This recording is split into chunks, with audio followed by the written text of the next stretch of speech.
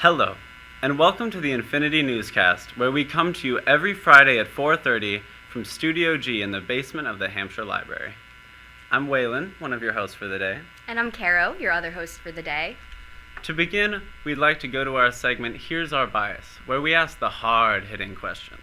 The question of this week is of utmost importance. Where do you get your coffee on campus? And is there somewhere better?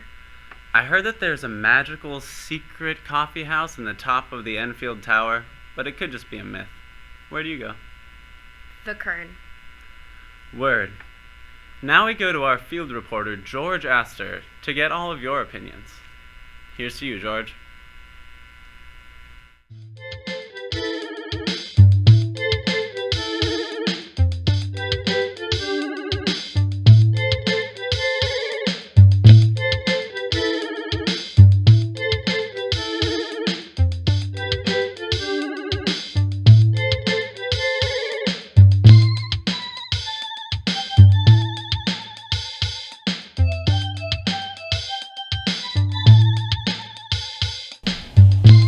Do you drink coffee? No. Cool, thank you. You're welcome. Hi, how you doing? Hi. Yeah, I'm doing all right. How about you? I'm alright, it's a little cold. Hey, you drink coffee? No, not really. Perfect. Occasionally mochas. That's about it. Right on. Where do you go for those? I think I like the bitterness. Like it matches I kind of like bittersweet chocolate a little bit more, so that kind Word. of matches it a little bit better. Word. Cool. But otherwise, I'm not much of a coffee fan. Fair enough. Well, 2 seconds of your time. Alright. Hey, Hey, how's it going? I'm alright. You drink coffee? Yeah. What's your favorite coffee on campus? I don't know, I guess I like the Far Coaster one. That's fair, yeah. Where do you usually go for coffee? I usually make it my mod, but Saga if I never have anything now. Fair enough. That's perfect, thank you very much. Hi, what's up? Nothing much. Right on. Question. You like coffee? I think it's okay. Word, I feel that. Where do you get your coffee on campus? Usually I go get it from the Kern recently. Right on. What's your favorite coffee on campus though? My favorite, I don't really drink a lot, so I kind of just like go with whatever's there. Right on. Thank you very much. Hey, you drink coffee? Yes. Cool. You like coffee? Yes. Cool. Where do you get your coffee on campus? You know, I don't have a consistent place. When I want, if I want to get like a latte, I go to the Kern because that's Right. the only place I can get it. It also depends on the season. If I want an iced coffee, a lot of times I'll just stop at the bridge and get like one of the Starbucks things. But you know, in the winter and the fall, I don't go for that as much. So Fair enough. pretty much a different place every day. Yeah. Word. What's like your favorite coffee on campus? Like the number one bev? Oh yeah, if you're going for quality, the Kern. Yeah. Right on. It's like an actual cafe. So. Yeah, fair. I'm cold. Do you drink coffee? I do drink coffee, yeah. Cool. Where do you usually go for your coffee? Well, I used to enjoy the coffee from the Hamp store a lot. Now they've replaced it with the same bullshit disposable packaging type pods that they have in the bridge, and they're the worst. And also, coffee in Saga is terrible, so now I just get my coffee from Mixed Nuts like a normal human being. Fantastic. Where's your favorite coffee on campus? Mixed Nuts. Yeah? Yeah. Beautiful.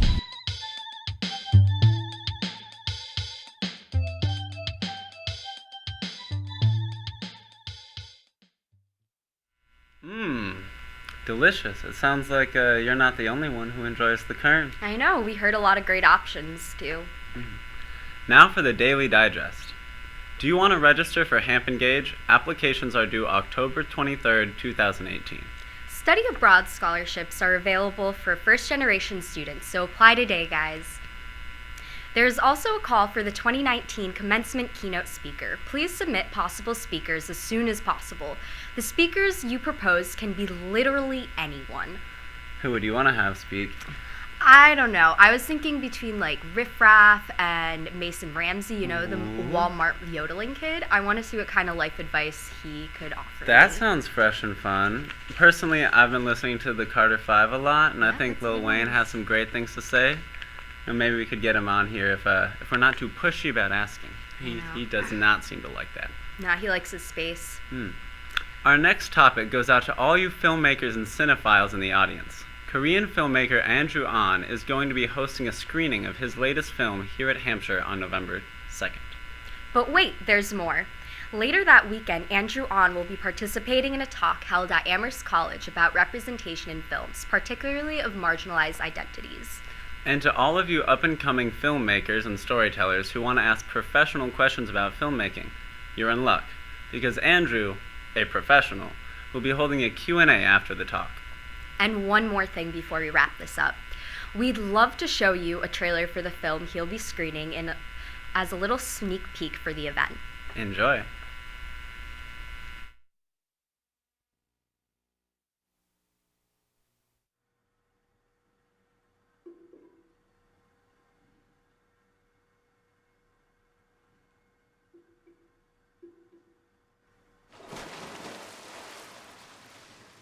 근데 왜 여기서 일하고 싶어 하는 건데?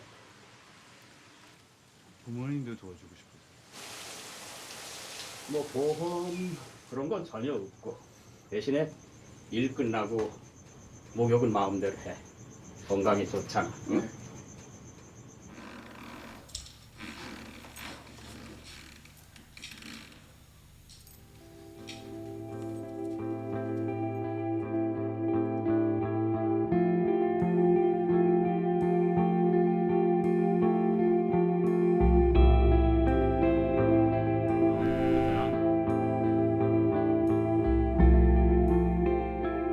너한테 더 많은 걸 해주고 싶었어. 아빠가 더 잘할 수 있을 거라고 생각했었는데. 나는 어떻게라도 살아보려고 죽어라고 일하는데 어떻게 이렇게 맨날 술에 쪄들어서 살아?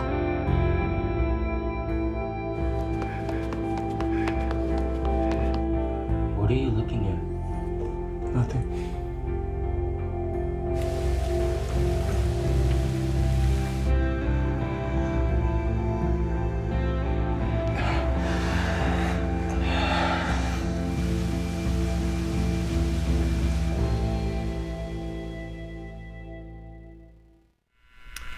What else does this movie offer?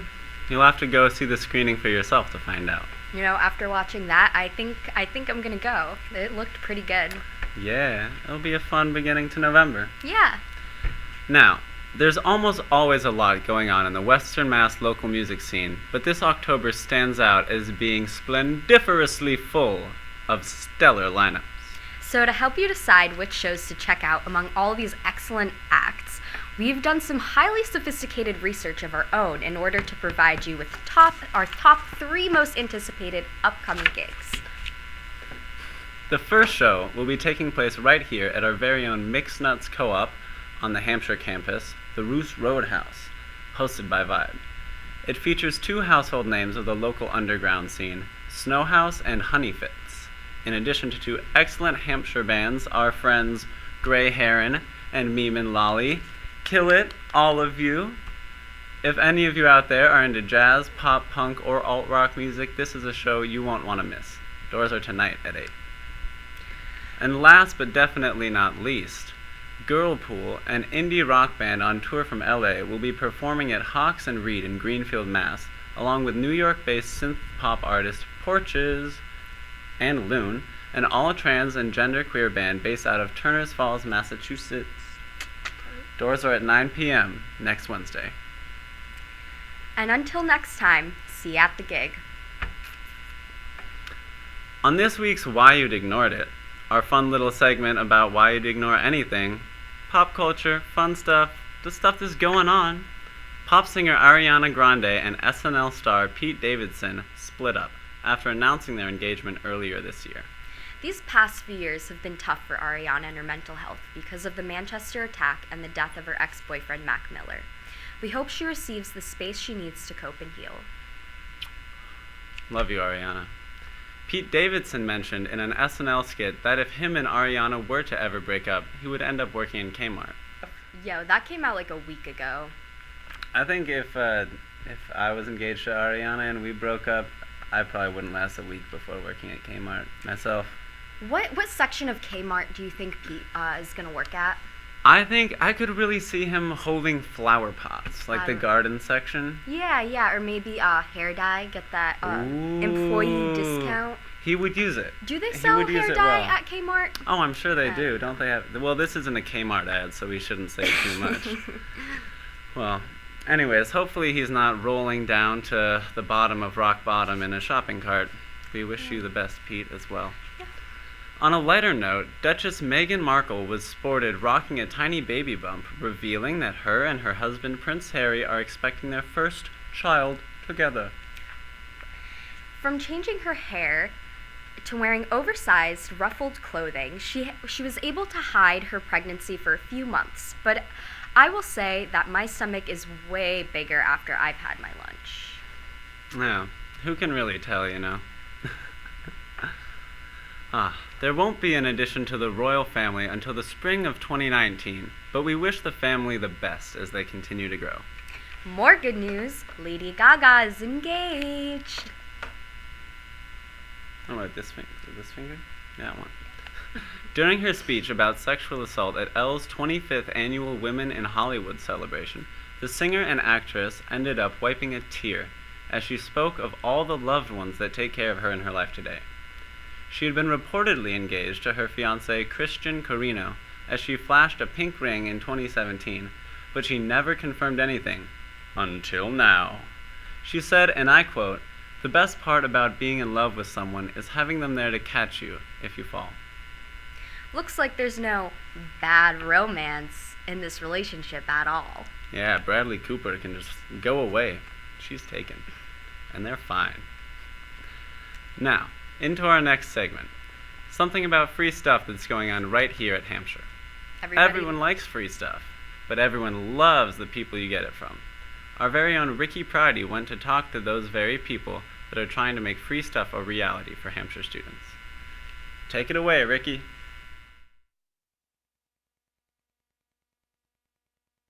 Looking for a space to get free stuff? In the near future, a barter store might become available to Hampshire students. The student group Rehamping, a group that believes in collaboration should be at the core of interconnected endeavors, is undertaking this project to allow Hampshire College students to exchange goods with no form of payment. The project addresses inequitable resource distribution, food security, environmental waste, and reduction of hyperconsumerism. We took a walk to Greenwich to see more of what this project is all about. Who are you, Graham? I'm Graham Dowerpole, second year. I'm a design architecture student, and I'm the signer of Rehamping, who's heading up this free exchange store with New Leaf. Awesome. And if you don't mind me asking, what was the main motivation for doing something like this on campus?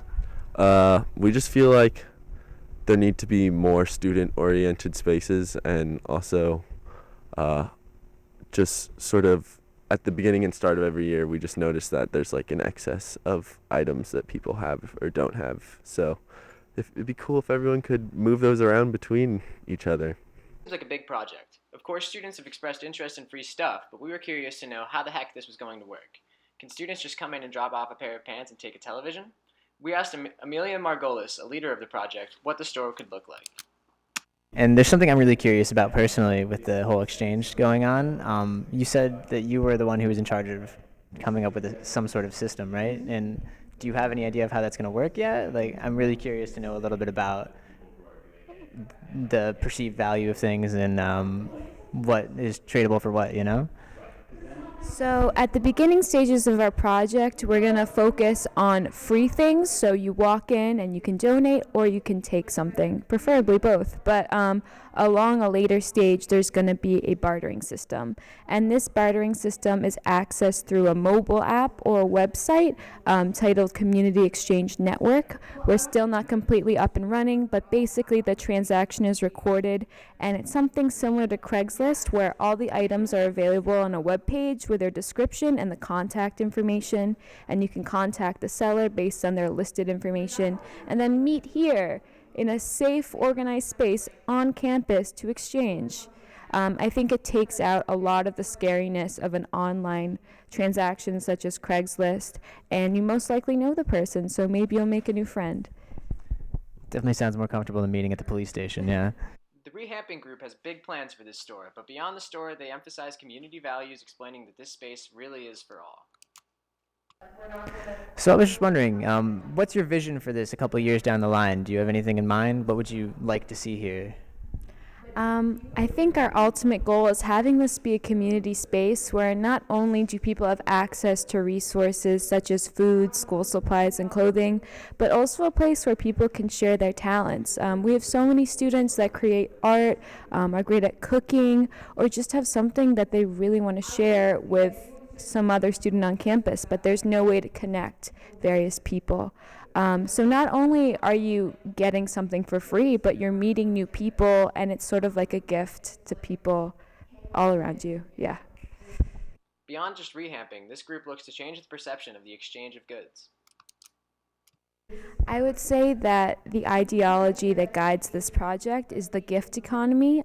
Instead of looking at exchanges as something to give you profit or something where one person is winning over the other, it's really everybody's giving each other a gift. Everybody is sharing what they have, and I think that we're a much better community when we're growing together instead of looking for profit. From Infinity News, I'm Ricky Prouty.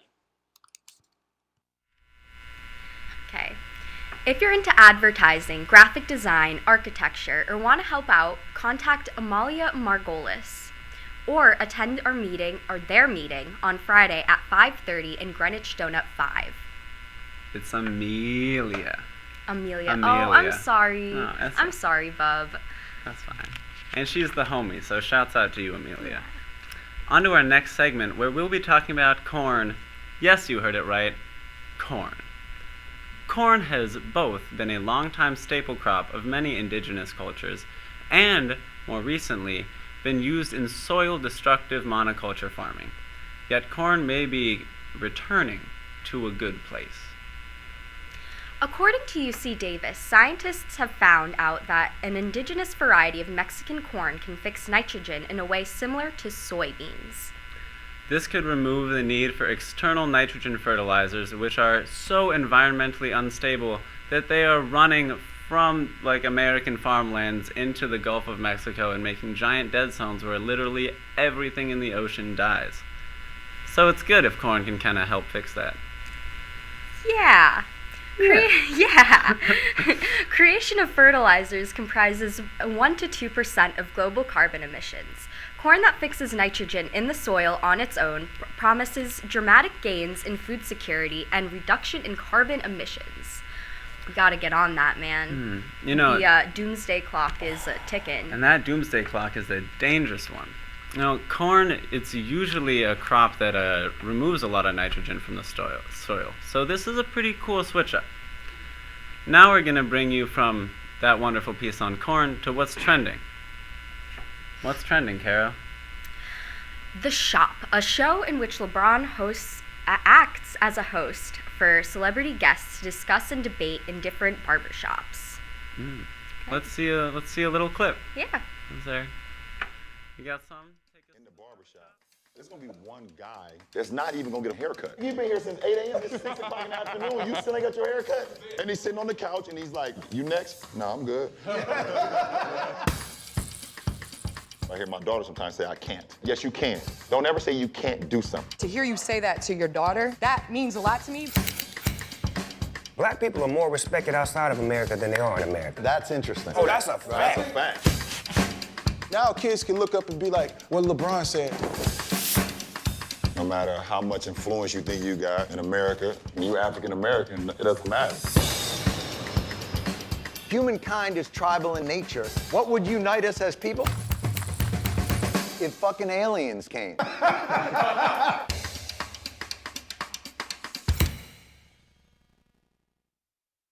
That alien bit, he's not wrong. I think I would even get a haircut. Yeah, maybe we should hit up the barbershop. What you think? Yeah, it'd be a fun time. Nice, we'd nice get buzz. styling, have some great conversations with some great people. Yeah. All right, take this one away. Drake appeared as a guest on the second episode of HBO's The Shop. One of the main things circulating was a few things Drake had to say about Rihanna. Let's hear him. Let's hear what he had to say. All right, show us what Drake had to say about Rihanna. You got it? Alright, maybe we just have to assume that... Yeah? I mean, what do you think? What do you think he would say? You know, where I don't have the fairy tale like, oh, Drake started a family with Rihanna and like this is like so perfect. Or like, you know, Drake, yeah, it's like it looks so good on paper. I and, like, wanted that too. Well, I mean, and of I course. didn't get it too. By the way, I wanted that too at one time. You know? He got it. When I had a kid, that was one of the things I was worried about telling my mom. Was that a hard thing to tell your parents? Were you like a little embarrassed? Because I'll be honest with you, when I did it with my mom, I was a little, because I didn't want that for me. I think I was more scared to tell my mom because my mom has had real belief and real relationships with women in my life. Do you know what that makes me think of? What? What do you think of? Riri, do you love me? Are you riding? I don't know the rest of the song. Alright, get it, Caro? Right. Another segment of the interview making headlines was Drake offering some insight into his spotty relationship with Kanye West. Drake illustrated his last project with Kanye as a one-sided endeavor that left him feeling trolled. Lift Yourself, you know, the song that goes poopity whoop, scoop scoopity poop, was originally a beat promised to Drake that Kanye released as poop. Drake also mentioned he suspected that it was Kanye West that gave his personal info to Pusha T, but it was actually 40, Drake's producer, that leaked the info. You know, if I was Drake, I wouldn't be surprised either if Kanye did that. It takes a lot. It would take a lot for Kanye to surprise anyone right now. Yeah, he does his thing, whatever it may be. Yeah. With the gossip and stuff, everybody talks. Yeah. You gotta know that. Neon trees, right? Animals. Yeah. Other thing about Rihanna, she just denied the NFL, the Super Bowl halftime show, in solidarity with Colin Kaepernick's battling against racism in the NFL. You go, girl. Kill it. That's what's trending. And that is also the end of our show. So I'm Waylon. And I'm Caro. And that's Infinity Newscast for today. Bye.